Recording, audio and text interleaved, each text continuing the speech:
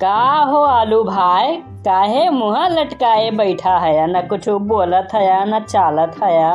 हाँ यार, जैसे लागत बा मिर्गी आए भाई। अरे यार का बताई, जब से भिंडिया छोड़ के हमें चली गई बाय, अरे बहुत बहुत दुख में है यार हम।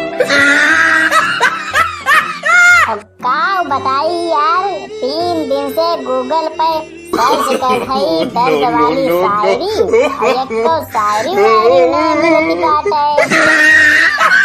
आजकल शायर वायर रही नहीं गे यार, क्यों दम ही नहीं मिलती। शायरी वायरी कहत है दम चाहिए दम। अरे तो आलू भैया हम काव करे है। अरे दुनिया का सबसे बड़ा शायर तो हम ही हो।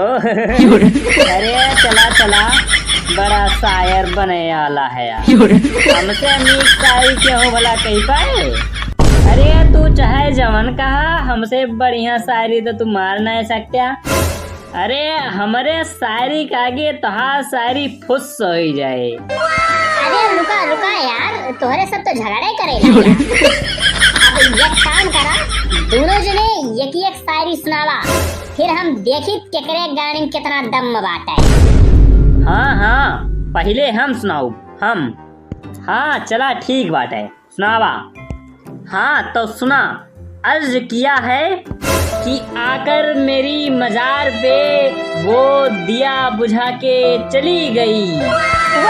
वाह।